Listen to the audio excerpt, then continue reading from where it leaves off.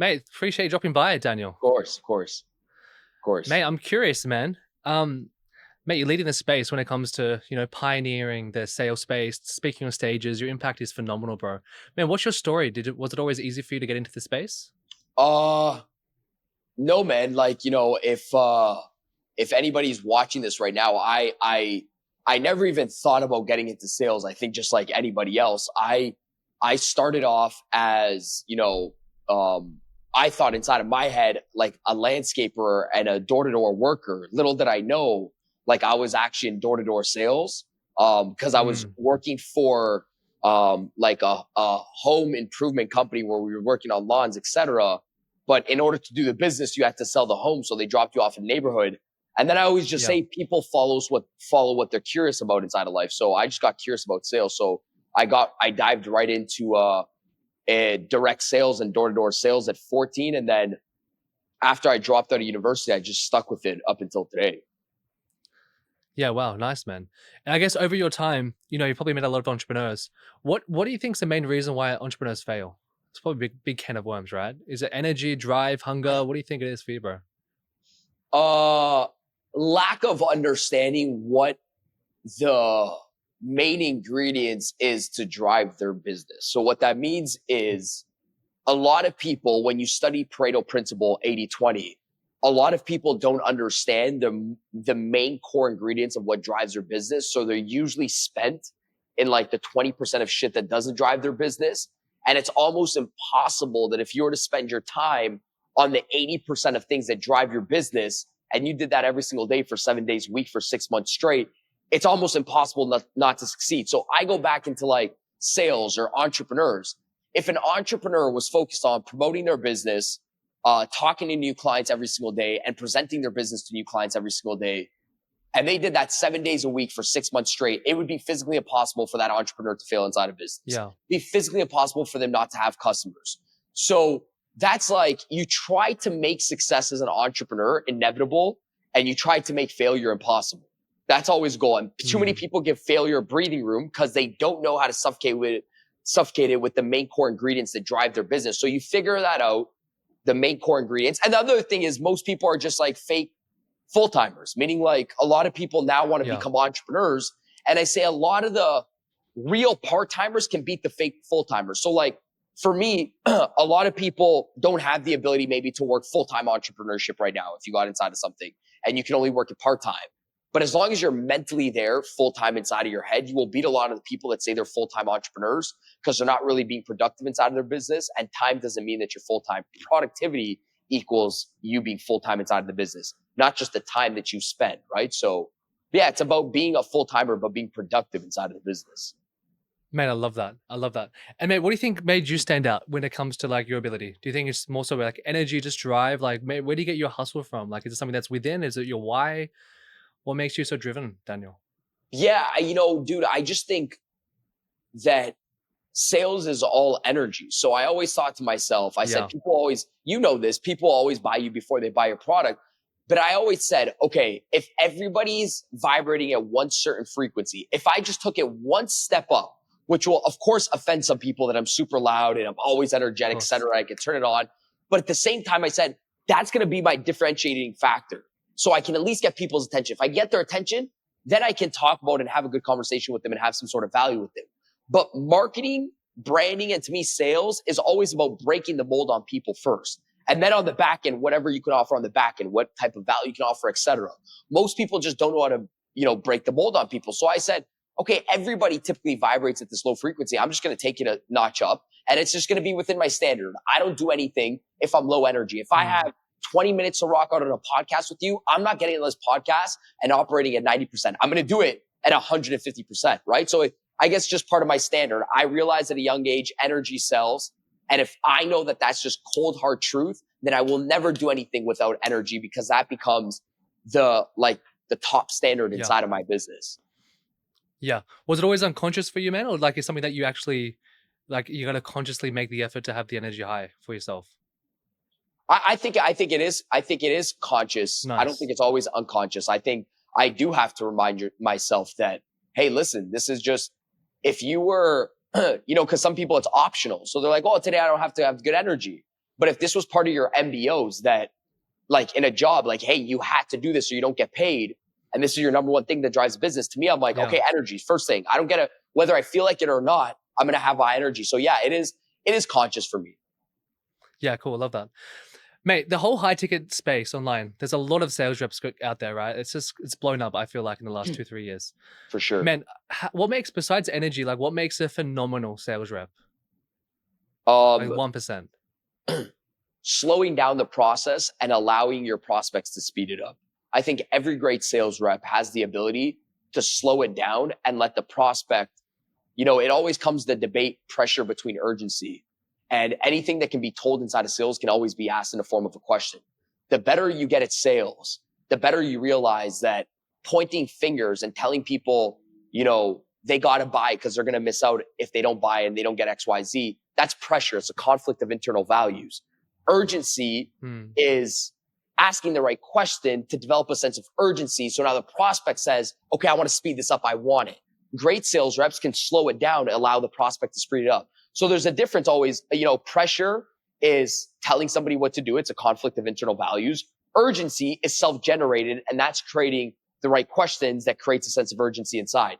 So you get better inside of sales when you start thinking about what I just said. Anything that can be told that can be asked in the form of a question.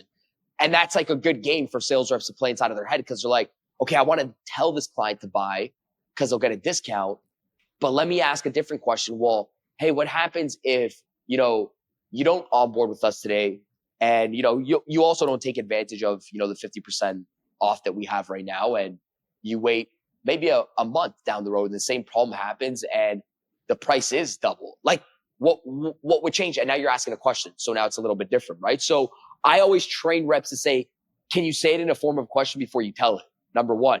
And then number two is just understanding the way people buy, because then sales gets easy. Most people try to understand sales and they don't understand how people buy. If you understand the way a human buys, selling a product is easy. If you understand how people say yes, then selling the product is simple. Most people don't understand the way humans say yes and the way humans say no. So selling therefore becomes hard. Selling is super easy for me because I understand humans. When you understand the way humans buy and the way they, make decisions, then sales and product becomes easy. So most people go the opposite route. They're like, oh, I'm going to learn this script. Okay, but do you know why people say no to products? Do you know why people say yes to products? Because then the script will become hard, because you're trying to know the script and you're not trying to understand why people buy. Understanding is a lot deeper than just knowing word for word. You'll always forget your script, but you can never, if you were to train on human psychology and understand why people buy, even when a curveball gets tossed to you, you'll always go back to the fundamentals, being like, okay, this is why people buy. This is how people buy. People are either defensive, they're either over embellishing, meaning like they're either saying, no, I'm not buying nothing today, so they have defense, or they're on the opposite end where they over embellish and they hype you up and they say, oh, I can't wait to get started. Send me over a contract. And you're like, oh, okay, let me send over. And then they ghost you. So it's, if you understand the states of a prospect, it's super easy to play the dance. And the best top 1% of people, Adam, that you just asked the question, is people that understand the dance of sales. Oh, they're defensive. Let me break it. Oh, they're hyping me up. Let me lead the dance. You know how to lead the dance of sales. Sales becomes easy. Mate, for the short time we have, obviously we're meeting up in October, but I want to make sure like we can give people tangible, actionable skills. So when it comes to buyer psychology, you mentioned a lot about that just then. What's some like things that they can research, listen to, some tips, reps can just take away by listening to that one tip from Daniel G today that can actually help them with sales like today, Yeah. Sales starts with the beginning of the conversation, meaning customers want to come in, they don't want to buy shit. And a lot of salespeople, they always go in with the intention that, okay, my customer needs to know that they have to buy from me today. And right there, if you're going to tell a customer, hey, by the way, towards the end of the conversation, I just need a yes or no decision. Right there and then, you just made the customer go silent. Why? Because they're now getting scared. They're scared because now they know they got to buy something from you. But if you were to just tell the customer, hey, by the way, Adam, I think today is just to better understand who you are and what you want. And if I feel like my product offer service can actually support you, I'll definitely show you a couple avenues that some people in your exact same position have taken with us and how we onboarded them. And, that way you have us in the back of your pocket for the future whenever you are ready to make a change. And if you are ready to make a change, and if I feel like it's ready to make a change, then I'll show it to you. But at least you have us in the back of your pocket for the future, whether that's 6 months to a year down the road. So talk to me, man. So what is it that you got going on? Now, I basically just said to the customer, you're not claustrophobic and you don't have to buy something, do something, or sell something on this call. So now you're going to talk to me. If I can get you to talk to me, I can understand your pains, your problems, your wants, and your needs. And then it's easy for me to sell. Most people shoot themselves in the foot because they never get their clients to talk to them. People don't have a closing problem. They have a conversation problem. I always say that. Clients don't, it's not that you suck at closing. Closing's easy. Open up your phone, put me on speaker, man. Let me walk you through the process. There's no hardcore close that's going to close somebody. It's getting people to talk.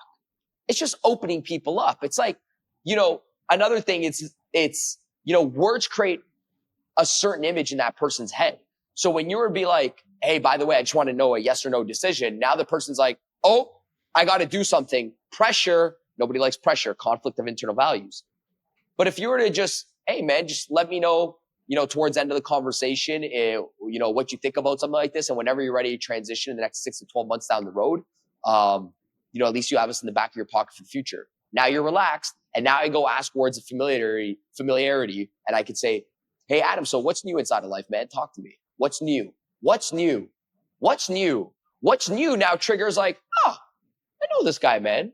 We went way back. Only a friend asked me what's new. What's new inside of life? Talk to me, man. What do you got going on right now? You in school? Are you working right now? Kind of just want to better understand, want to feel you out a little bit. That's not a script. It's a conversation. Most people have a conversation problem. Man, I love that. Mate, as we wrap up, so, with biopsychology and lowering resistance on sales, how would you apply that with objections? Obviously, everyone has different frameworks when it comes to handling objections, but I think yours is really great, man, because you focus on psychology, lowering resistance, lowering pressure. Does that same skill you just mentioned, does that apply for objections as well? 100%. So when a client comes in, and we can go, kind of into Masterclass 101 right now very quickly. If a client comes in and they say, I just don't have the money to do something like this, or I just need to think about it, or send me over some information, send me over an email, right? The first thing is always, just acknowledge it. You don't have to agree, just acknowledge. Acknowledge is different than agreeing, by the way. Acknowledging is just, I understand. Okay. Yeah, I understand. Of course. Hey, by the way, the money, it's $2,000. So let's just push this out maybe 30, 40 days down the road whenever you do get paid. Yeah, that's good. 30, 40 days. Okay, cool. Nice. Hey, by the way, in the meantime of you raising the capital, in the next 30 days, when you do raise the capital, to get the money for, this product offer service, you will eventually get the capital, whether it's in 30 days, 60 days, 100 days. You're still going to have to be certain about the product, that this is the right fit for you. And you're actually going to use this and you want to use it, right? And you're going to get results from it. And you think you're going to get results from it. So what can I support you with in the meantime, just through a quick text message or an email, that you were still a little bit uncertain about today? So that way, when you do raise the capital, you're at 100% certainty, or you're 100% yes, or you're 100% no, whether it's 60 or 90 days out. Were you still a little bit uncertain about, the capability of the product, maybe about the return on investment of the product, or maybe about the skill sets it actually takes to use these new systems inside of your life? What can I put inside of an email and summarize? Well, yeah, it's just, I've never really done something like this. I'm just super scared of changing. Okay, look, the objection just moved. It moved from money to the person having maybe a skill set or an internal issue or objection inside of them, because I'm just allowing that client to the exit. So anytime you give your client the exit, you could pull them back in. I guess that's the psychology, that it's you give them the invite to the phone call, but always have that door open in the client's mind where they can leave. Because if they feel like they can leave, you can always bring them back in and get the real objection. And then boom, you go back in for it one more time. Yeah. Mate, Daniel, appreciate you dropping by, man. Thanks so much.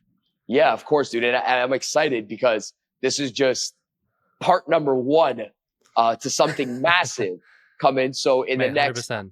I think in the next 30 to 45 days, if you guys are watching right now, we're going to come up with part number 2, which is going to be the meat of everything. So this was the intro, and you guys are going to get the meat soon. So I appreciate you having me on. Thank you, Adam.